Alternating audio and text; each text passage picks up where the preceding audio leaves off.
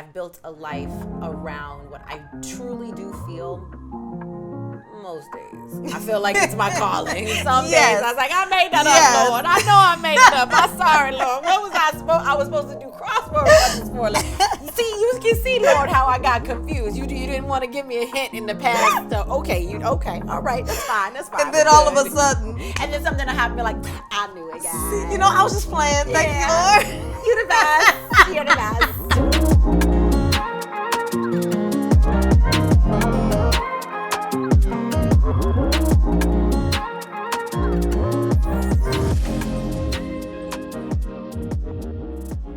Hi, it's Deborah Joy Winans Williams here, and this is Choosing Joy, and I'm so thankful you are tuning in. I am very, very, very excited for my guest today. She is y'all know, I love everybody. I love us. I am partial to a little brown-skinned beauty, and she's a brown-skinned beauty. She's an incredible actress, producer, most importantly, wife and mother.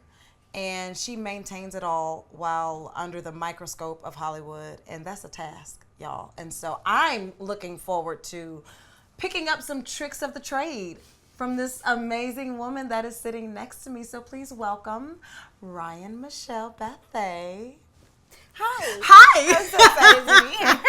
I'm so happy you're here. Yeah. First of all, you look like a picture of joy.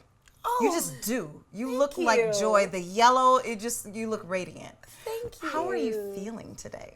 Well, today I feel really good because I'm here with you. I'm in this beautiful space, and I clearly got the slip dress memo. Great minds think alike. They do.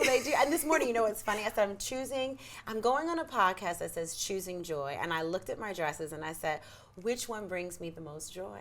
I got this actually in Australia. I was visiting Sterling. Remember when we were growing up, there were things that you could only get in certain areas of the country. Yes. Whether it was food or there was one little ice cream shop you couldn't get, you know what I mean? Yeah. And now it's not like that. Yeah. Everything is either, you can either get it online. So I went to this mall. We had gone to the mall, I'm ashamed to say, more times than I can count. Because, honey, it was raining and, I have kids. You just need something to do, You just need something to do. And we couldn't get in the water. They were like, ma'am, there's like a 40-mile gale force winds. I was like, what that mean? Yeah.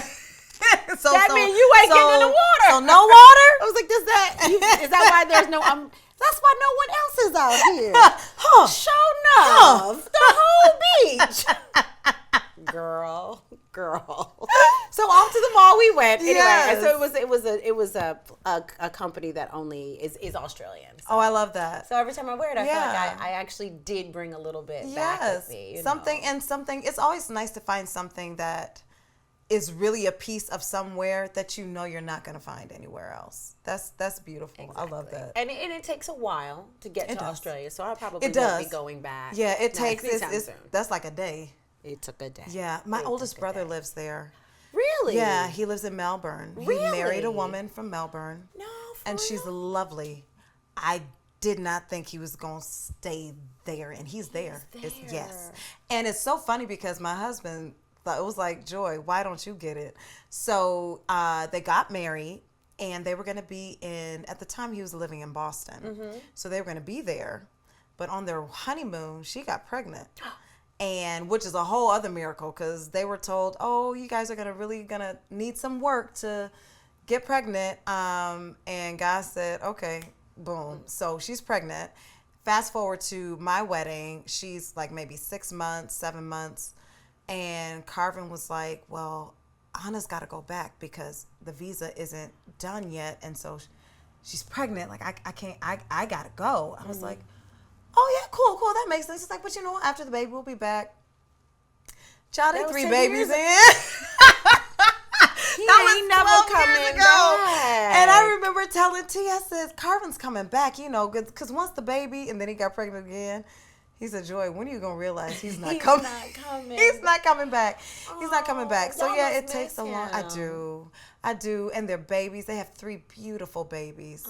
And so before I had mine, we would get there once a year. Now it's been a little bit slow. Yeah. But we do what we got to do. But it's beautiful. It's beautiful there. No, it is. Especially if you're in the city parts. Not, it's because I do my due diligence because I have a thing about the wildlife in Australia. Oh, it's real wild. Yeah. They have things that you shouldn't don't have. exist Like, anywhere else. Why is that here? And why is it on the side of the road? Exactly.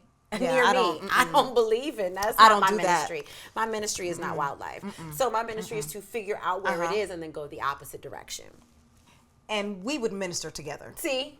That works. Amen. See, and I knew. So when you start following people, I choose to follow certain people. I've been following you for a long time. Oh, I'm not a stalker, but even if you were, maybe a little bit. But I followed you because I just love seeing brown-skinned women doing the work that I love. So to see that in a way that is beautiful is exciting to me. It's encouraging. And then you've been married a long time. How long y'all been married, girl? I have been married. Whew, Jesus, I have to do the math in my head. 19 years. Wow. Yeah. Dang, that's a long time. I've been in LA 19 years. Yeah, I've been in LA longer than that. But yeah, wow. I've been married for a long time. Yeah. Okay. So and I will be honest. Some days it feels, and I think it's because we've had so many ups and downs, and and doing what we do. I think it would feel.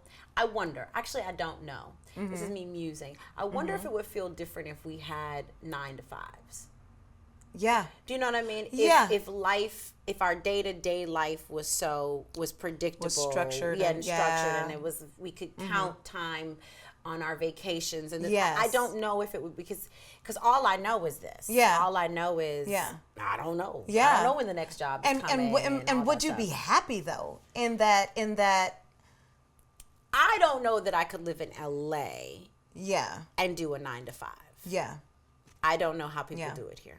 I really don't. I think I agree with that. I concur. Because what keeps me here is this is what I do. Yeah. And I've built a life around what I truly do feel most days. I feel like it's my calling. Some days I was like, I made that up, Lord. I know I made it up. I'm sorry, Lord. What was I supposed? I was supposed to do crossword puzzles for. Like, you can see, Lord, how I got confused. You didn't want to give me a hint in the past. So, okay, all right, that's fine. And then all of a sudden, and then something will happen. Be like, I knew it, guys. See, I was just playing. Thank you, Lord. You the best. You're the best. We be having comments. Sometimes I wonder, I'm like, when I really sometimes wonder when I get to heaven, is he gonna be like, girl, you sent me through it, or I'm gonna be like, I'm sorry, Lord. Yeah, I was supposed to. It's gonna be a lot of that. Right. It's gonna be a lot of that. It's gonna be like, I know, I did the most, but thank you. I'm so glad I'm here. Right. Thank you for loving me through it. Made it to heaven. And also that's a kind of love that I think has pushed me to really understand unconditional, because I think a lot of times people get so easily judgmental, and I was like, man, have you forgotten all the foolishness you did just today? And how you're constantly saying, okay, Lord, I'm sorry, or overlook that. I didn't mean it. Like, you know my heart. You know my heart, Jesus. How many times do we hear that? You know my heart. Time. And so that makes it a little bit easier. If I keep that in my forefront, it makes it easier to just try to be understanding and give grace. Because it's like, Lord, I know I done put Jesus through it. I done. Listen. On the daily. Listen. On the daily. And in all seriousness, that's, to me, when I moved to LA and I decided to be an actor. Well, I decided to be an actor before I moved to LA.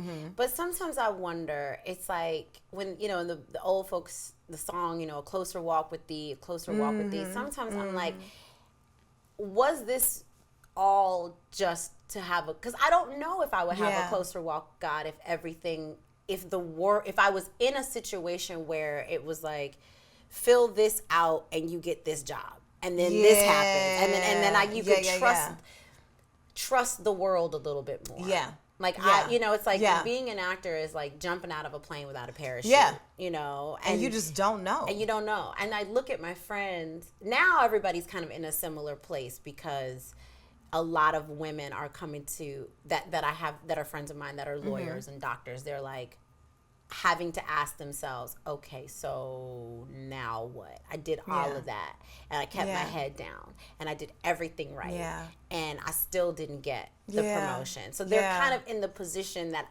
I'm always in, which is like I did everything right, and I still didn't get the job. And didn't get the call back. Didn't get the call. I have been told at auditions, I had this one audition I never forget, and the actress, you would know her if I said it. She's not, anyway. And she's lovely, and she's wonderful, and we've become friends over the years, and I wonder if she remembers this. It was one of my first tests when I was still like, I'm testing for a pilot.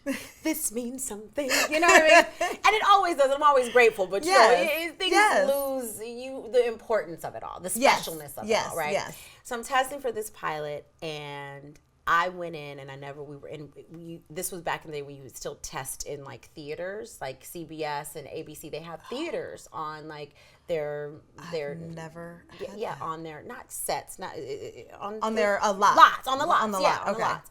And so this was CBS, which is that way. I don't know. Some of these ways. One of these ways. And so they have this little theater in the bottom, and she came out, and she was shooketh. I don't know what happened in that room. I don't know if she forgot the line, but she came out and was shaking. When I say shooketh, I mean literally she was shaking. She was shaking. I don't know. One of these days I'm gonna ask her. It looked too traumatic to even, and she was just, and she started crying, and I didn't know what to do. I didn't know what to do, because then, you got like 5 seconds before like, Ryan, your turn. And I'm like, I don't want to go in that room. Yeah. What y'all do to her? Anyway, I went in, and it was amazing, and I killed it. And the woman who was, the director was like, she just kept getting better and better and better and better. And it was amazing. You know who got the job? Yes. The girl who came out and cried in the corner. Yep. Wow. Yep. Which just goes to show you. Interesting. Yeah. Just goes to show you that, like, sometimes you think, I don't know. Yeah. I don't know. There's no rhyme or reason. There's no rhyme or reason. And you get acquainted with, particularly in this field, you get acquainted with no's a lot. And I think, so then my question, I want to ask you a few things, but my question with regards to that is, having received no's, what is the steady anchor that keeps you going in this crazy business? Because I know you've seen a lot, Ryan. I know you have. What is the thing that keeps pulling you, telling you this is where you need to be, and how do you hold on to that? Because it's you, I'm going to be very honest and blunt. And I would love to say, I have a deeply tethered spirit. It's tethered to the Lord. Tethered to the Lord? Why did you get so deep? Because that's what you're supposed to do. You're supposed to do that. Yeah. I think I'm just incredibly stubborn. Yeah. I really believe, what was it, Churchill, who stood up and gave the speech, and all he said was never, never, never, never, never give up. Yeah. For some reason, I think and I don't know if it's a character flaw. Sometimes I feel like I need to learn how to just be like, I give up. But I just feel like, and in all seriousness, my mother told me this story once. And she said, and she told it to, my mother was in the industry. And she was very good friends with a young man named Mario Cantone. Yeah. Yes, right? And this was before. He used to do this, look it up, he used to do this thing called Steam Pipe Alley. It was a kid show. It was like the thing that kind of like changes. Anyway, so they were good friends. And when I'm telling you, my mother was the singer to end all singers. Yeah. Like, she really is. And so, anyway, she told him this story where God was, there was a room. And somebody was going through these rooms, and there was an empty room, and then there was another empty room, and you had to go down this long hallway. I'm butchering it. The point is, they get to the last room, and there's nothing but these beautiful presents, gorgeous wrapped presents. And the man asks the guy in the room, why are all these presents here? And the man says, these are the gifts that no one came to get. because they stopped when they went to all the empty rooms. And Mario looked at my mother and said, "That's the stupidest story I've ever heard in my life." Because he too was saying, but he didn't quit. He didn't quit. And soon after that, he got Steampunk Alley. And so when my mom told me that story once, I think I was probably, maybe I just graduated from grad school. And so I think that, I keep thinking, what if that was an empty room and the next door is the door with all the presents in it? That's so really what good. I keep, and that's what, I guess that's that, and then my stubbornness just keeps me going, because I'm like, if I give up now, and then you realize, well, and then, little things happen, you get it, my friend used to call it flint and rock. You get a little flint, you get a little rock, and then you make a little spark, and then next thing you know, you have a bit of a flame, and it grows. Sometimes it looks a little dim, but you just need a little oxygen. Need a little oxygen. Yeah. But so I hope that answers the question. No, absolutely. No, it was beautiful. Oh, good. Being a woman in this industry where you wear so many hats, and clearly the most important ones are your wife hat, your mother hat, the things that I think bring you legacy and your children. It's got to be exhausting trying to be everything to everybody. What do you do to love you? That's a really good question. I might have to get back to you on that one. Because I don't know that I know. And but also that's fair too. Yeah, it is. It's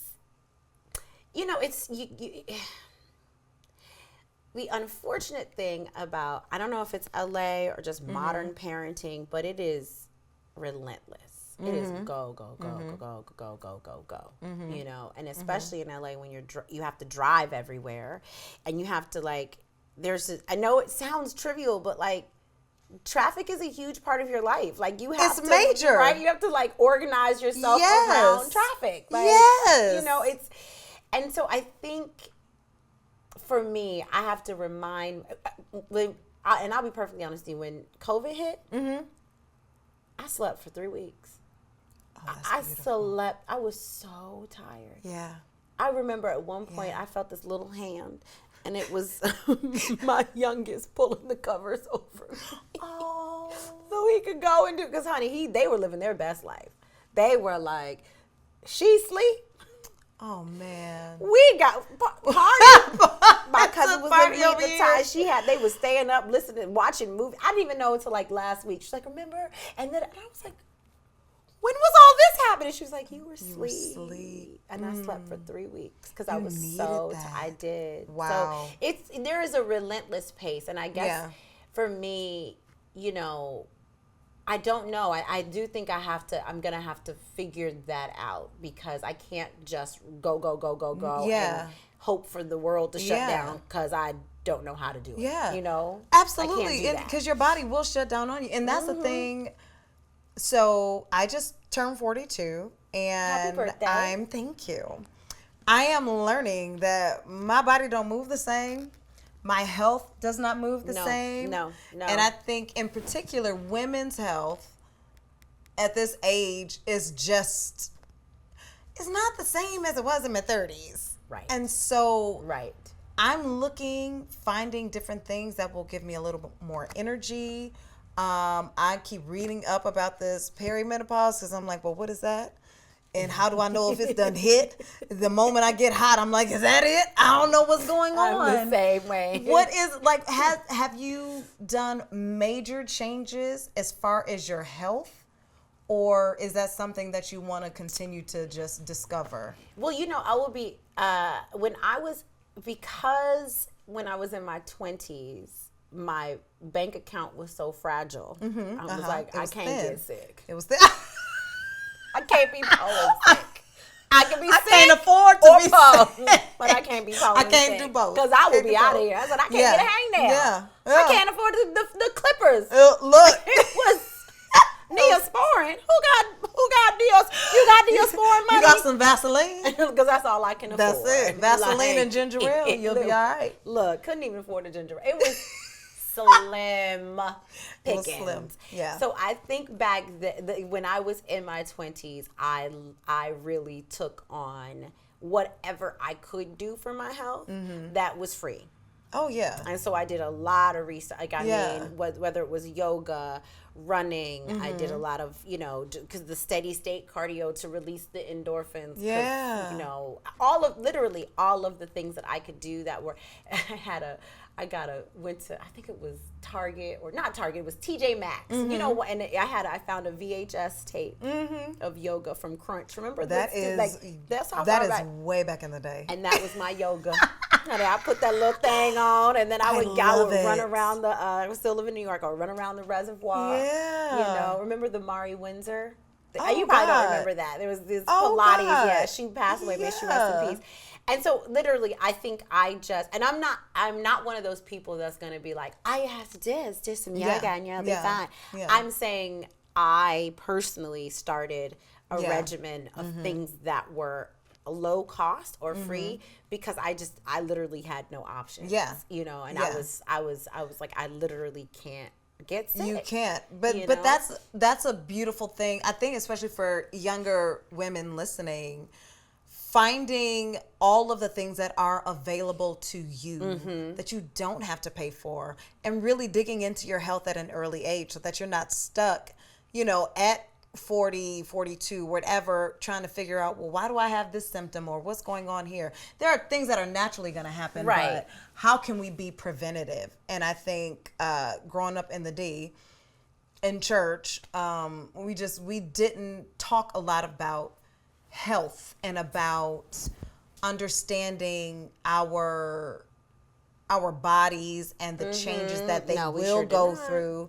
We didn't really talk about that. And the older ladies didn't talk about stuff. They were just so cryptic. Yeah. You'll understand when you get older. And it's like, but I don't. And if you could just help me, I could be better prepared. Because I don't think But it's like they didn't want to talk about any of it. Yeah, and I could not have, even now as a grown woman, I'm like, I still don't know why they didn't want to talk about things. It wasn't like, there was everyone went through it. Yeah. So it's not like, were you ashamed? I still don't know. I feel like there's a level of, and only speaking from just maybe the church side of it, I think there was a level of, maybe not shame, but just that's inappropriate.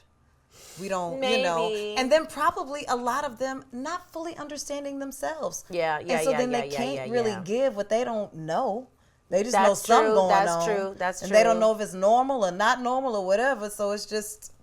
That's true. I never thought of it that way. I mean, and also thinking about, again, I mean, I made the joke about being poor, but like being afraid of going to the doctor. Yes. Because you don't know. That's a lot of our culture. Yeah, it's like I'd rather not know.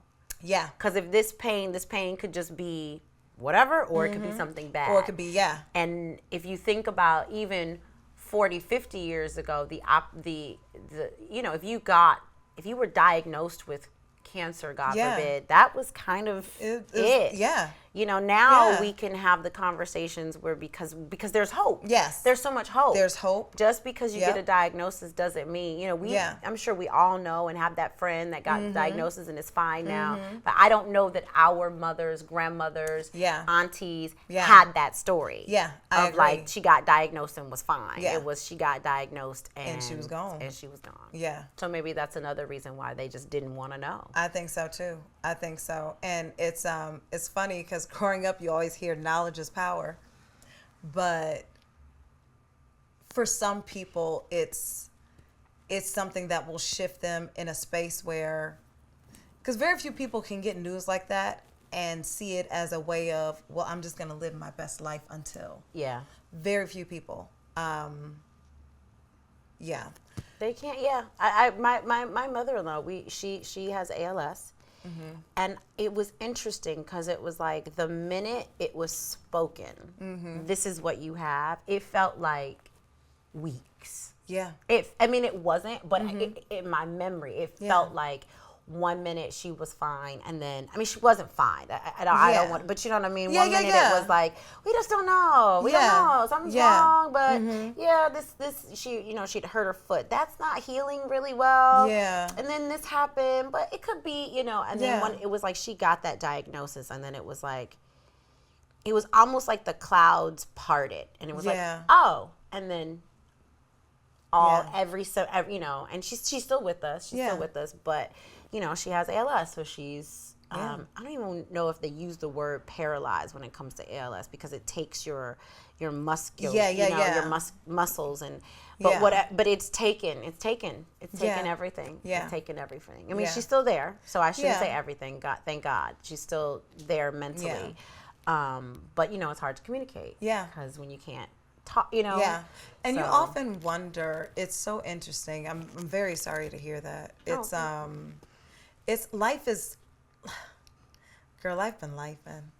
And in these moments, what is there something that you and Sterling, or just you alone, do to kind of reset your mind, reset the balance of who you're trying to be and where you're trying to go, and understanding why you do what you do?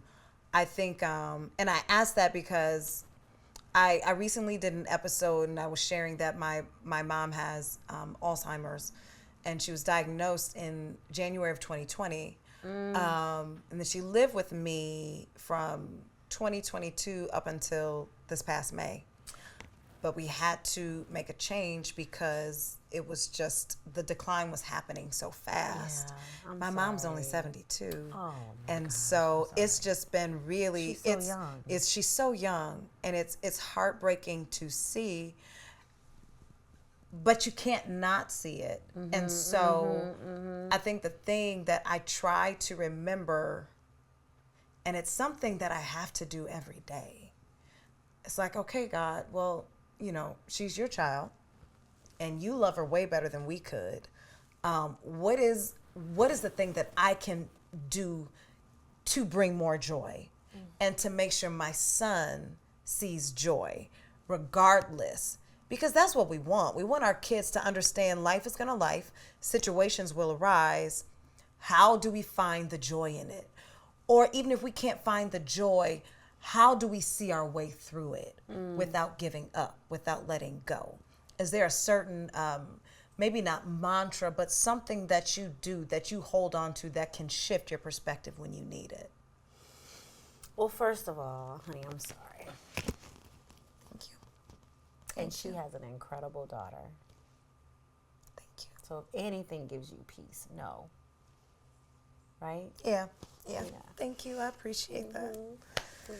I do. It's hard to see that sometimes, but we do what we can. And I picked a great partner. I'm grateful. I'm like, he was over there. I know. He's somewhere around here. You're a great partner. You're great. Love you. He's never closed our door to my family. And he makes it so that I can do what I want and need to do for them. So I'm grateful. That's amazing. Yeah. Thank you. How do you move? How do you shift? Well, I have two mantras. The first one is, you don't have to get through it pretty. You just have to get to the end of it. That's good. That's really and good. if you are bruised and beaten up, if your eyelashes are off, if the roots have reverted, don't nobody care. You do not get a prize for getting through it pretty. Yeah. Just get through it. And if you're beaten up and bruised, if the car, if the the hubcaps are coming off, you got to the end. That's all you had to do. That's it. That's it. So good. The other thing is, my grandmother always said you have to laugh to keep from crying. Yeah.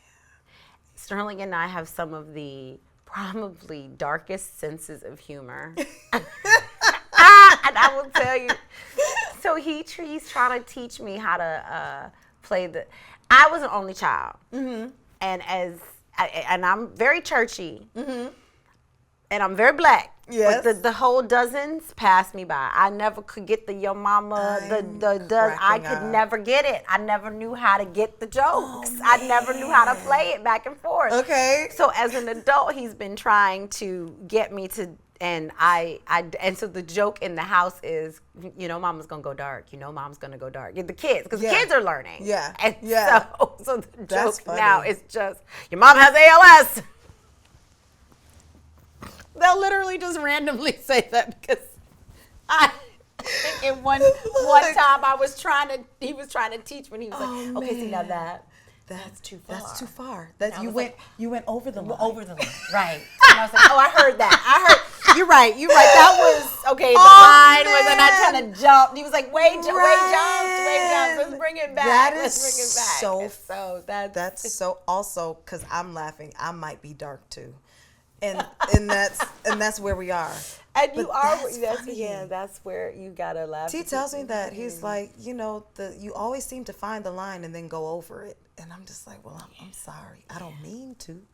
I just try to be honest. We don't know any better. We're trying. Yeah, we are works in progress. And that's it. One day, we will find that line and not go over it. I don't know how soon that day is. I don't either. I have no promises. I'm okay with that. I'm okay with it. We do the best that we can. But these are you really just bless me. No. You don't have to get through it pretty. You just got to get through it. You just got to get there. And I think that is going to resonate with a lot of people, because we are constantly trying to fix ourselves up. So I was going to ask you, I think this is funny.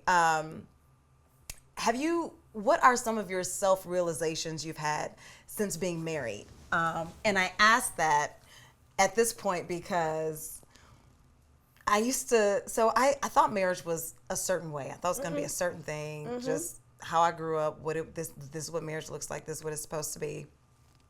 And it ain't none of that. But I remember at one point my husband telling me, like, what is wrong with you? You are not perfect. And I was like, huh? How dare he? Excuse you? And it really took me aback. It's taking me aback now. He didn't say it to me. Like he said, it's strong. And it's not that I ever thought I was, but it's this idea that you have to present a certain way, look a certain way, be a certain way to be received and loved the way that you want to. I see. You know what I mean? I see. And so not having, just, you ain't got to be pretty. You ain't got to be dressed up. You just got to get through it. You got to make it. And I think for me, when I got married, it had to look a certain way and be a certain way so that I could be the right wife and be loved the right way. And it's like, first of all, you ain't perfect. And I said, oh, hold on a minute. Who did I marry? Because what are you talking about? Well, I think you're perfect. So I take back everything I said about him. Boo on him. Bad choice for you. Right. Yeah, it really, it shook me, but it shook me in a way that's like, okay, Joy, let your guard down and figure out who you are and what makes you happy and what makes y'all happy. But that was something that I had to sort of realize after being married and not trying to put up not a front, because I've always been very like, I'm a black girl from Detroit. Listen. And I'm always going to be from so Detroit. Cold. In the D. Hey! How we supposed to keep peace? That's what it is. And so I'm always that person, but I think with the family I grew up in and the way they sort of expected things from me and the way I felt like I had to look and move. I didn't realize the whole way I was moving was to try to please other people. And then when he told me that, I was like, well, hold on a minute.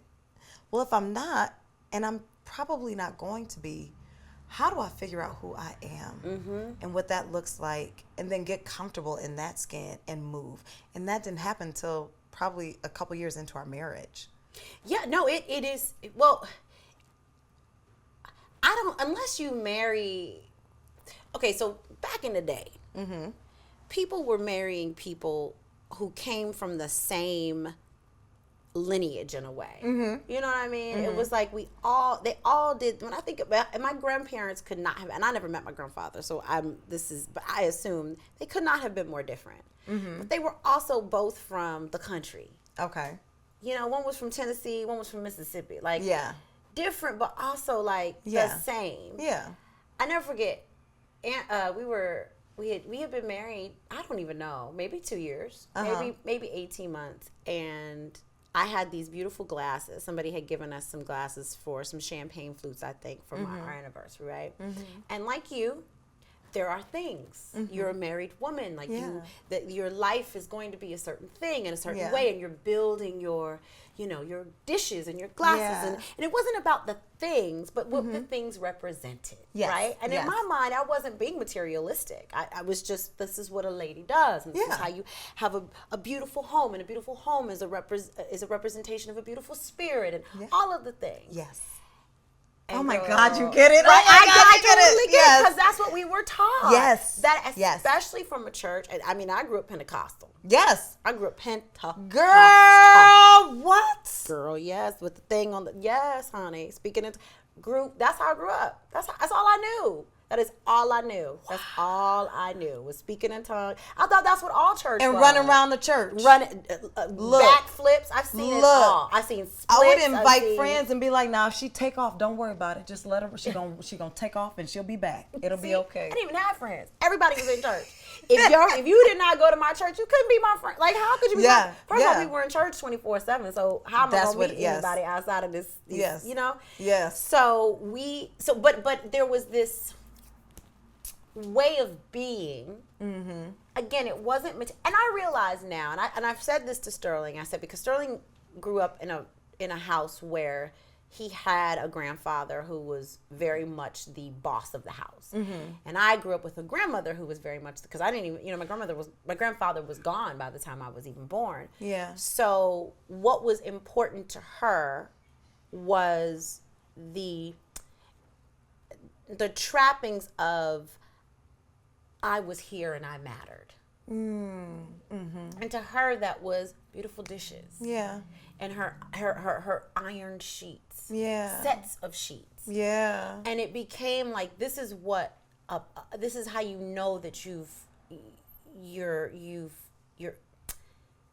not educated, but having a set of sheets and a set of towels. Yeah. And if your guests come and the towel, you give them a washcloth and a towel and they don't match. Baby, what are you doing with your life? Yeah. You should go somewhere and reconsider every choice you've made.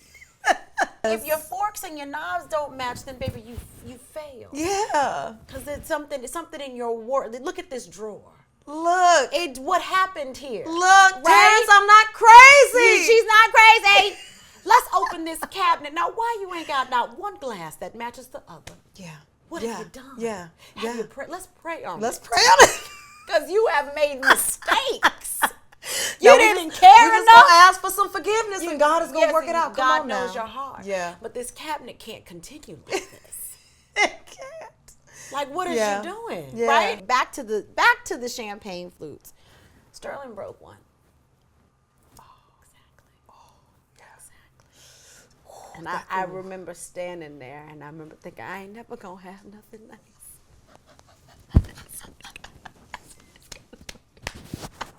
Right over that champagne flute. I ain't never gonna have nothing nice. Yeah. We ain't never gonna have nice things. Yeah. Because he don't know no better. Yeah. Yeah. And he don't know how to build a life. He don't know how to build a life. He don't know how to build a life. He don't know how to build a life. It's like, we gonna be drinking out of jelly jars for the rest of our lives. And some solo cups. I might as well. So should I walk out now? So now I'm an actress, right? So I have a beautiful imagination. So I'm like, do I just get my one little suitcase? Because I don't even have a matching set of. Look at girl. You couldn't have told me you might as well write up the papers now. He has no idea. He has no idea. And that is so funny. And you had all this. It was all of it. All of it. This is it. That is so funny. I have signed on to a life of poverty and lack and you already introduced the N-word, but we gonna just be some no-count Negroes. Ain't nobody gonna want to come over our house. What are we doing? What is you doing? What is you doing? And all I can see, that picture of the black woman. She's sitting on the bed, and it's abstract. Oh yeah. And she's tired. Yeah, she's tired. Like, that's gonna be me. That's gonna be me. With not a glass that matches. Ooh. Like I had already gone. You saw it all. The tenement house. Yeah, it was over. We living in a 2-bedroom condo in Culver City, California. Girl, just walk your ass to the Target and get a hug. I'm hollering. This was in the 2-bedroom condo in Culver? Yeah, in Culver. Culver is cute. Culver is very cute. But you could not have told me I was not in a shack in Mississippi. Oh, that is funny. I was in a shack in Mississippi. Oh, my God. With my 2 little champagne. I love it. And now we gonna and have now you ain't got but tin one. cups. I'm relegated to the outhouse now.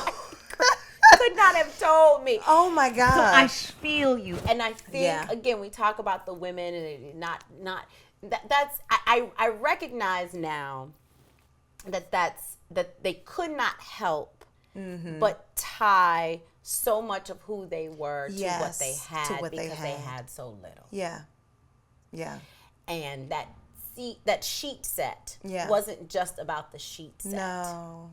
You know what I mean? It was about, I'm going to make my home the most beautiful thing that I can because this is all I can control. Yeah. And this is all I have. Yeah. And I prayed for this sheet set. Yeah. I prayed for this. Yeah. And it is an example of God's provision. And so everything was tied up into their stuff. Yeah. And it wasn't because they were materialistic or bad people, but what they did try to impart to us was how important those things were because they just wanted us to have a good life. Yeah. And that's all they knew about having a good life. And to take care of, don't be the people that ask God for things and then you don't take care of what he provides. Yes. There's something about that. And that's really, I'm so glad you brought it around to that because there's so many things that we do ask God for. And I think a lot of times, the Bible says faith without works is dead. So a lot of times we run in our mouth, God, I need this, God, I need that, God, I want this, God, I want that. But we don't do the work to prepare for what it is we're asking for. And so then when we do that, and then he does bless us, taking care of what God gives you, big or small, I think when you see everything as a provision, then you are like, okay, if I take care of this, if I'm faithful in this, I can be faithful in all the other things he's going to bless us with. I think that's really, really, really dope. I know. Especially as women and wives back in the day. Yes. Right? Yes. Yeah. Very much so. Okay, I know I have just like a couple minutes, but there's 2 things I want to ask. There's 2 things I want to ask. Please let me. 2 things. There's 2 things I want to ask. Please let her ask. Please, just 2 things. Come on, y'all. Things. Don't be like that. Because there's so much wisdom here. I want to ask you 2 things. You and Sterling, y'all been together a long time. What would you say about being married to someone and you guys are continuously evolving in real time? How do you see them the way they should be seen and vice versa? Do you know what I mean? Like it's it's not like you're growing and evolving together continuously. How do you maintain that level of new love and new trust and new understanding? Because I think as you evolve, you need, I can't just understand the man you were yesterday or the man you were 10 years ago. How do you continue to evolve your understanding and love and thinking of him? That is an excellent question. He would say, he gets on because he's like, you don't ask questions. He's like, you don't ask me any questions. You don't ask questions. And I think he's right, and I don't think he's right. I think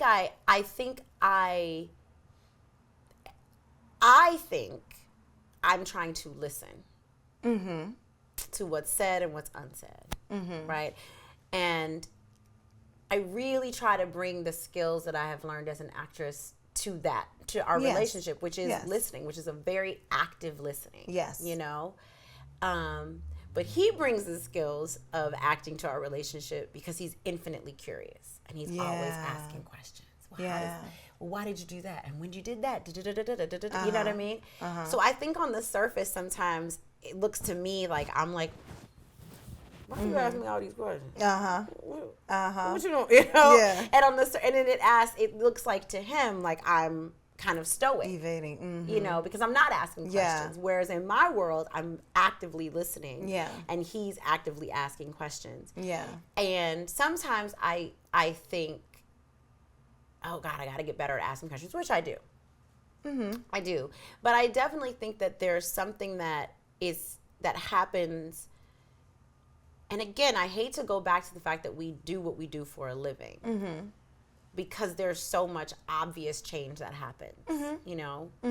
Because our world's shifted 10 years ago. You know, and nobody could have predicted that. You know, as a matter of fact, like the OJ, he had auditioned for OJ.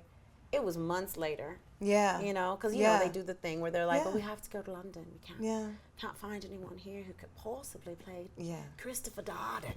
I mean, how? You know, the great Christopher Darden. That Negro's from Oakland. Like, what are y'all talking about? Hayward, actually. So he, you know, they did that whole thing, and because God is still on the throne. Miracle Worker, somebody popped in his tape and was like, is he from London? They're like, nah, he's from St. Louis. And they're like, where has he been this whole time?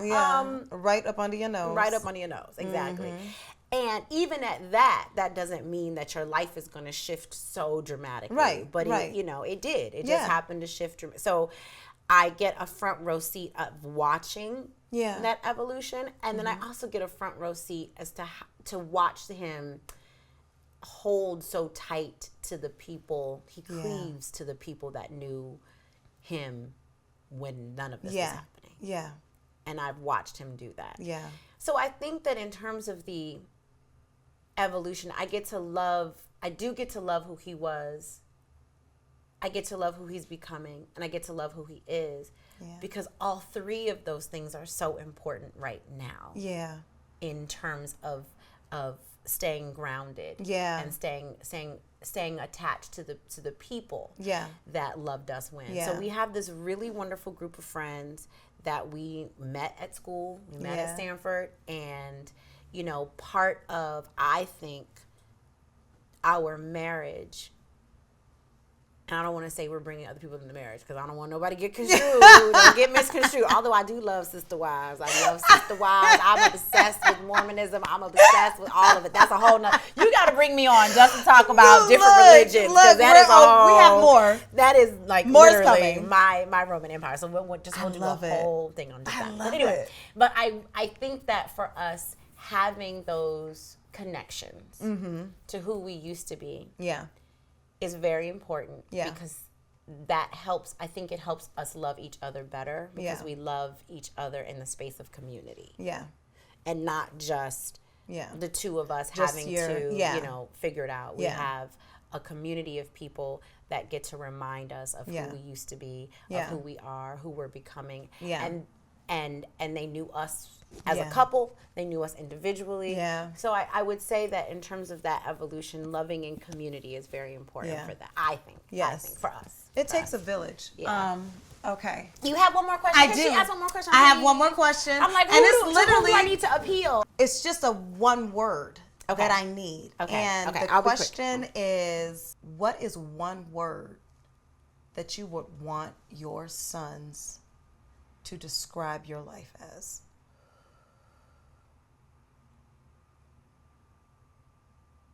Safe.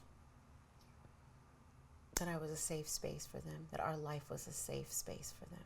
To land, to rise, to fall, to love, to grow. But they were safe. Oh my God, you're so good. This is so good. She's so good. I love her Bring out so the bad. I love her. Like, oh my God. For all of the people that wanted to say something different, Ryan Michelle Bathé,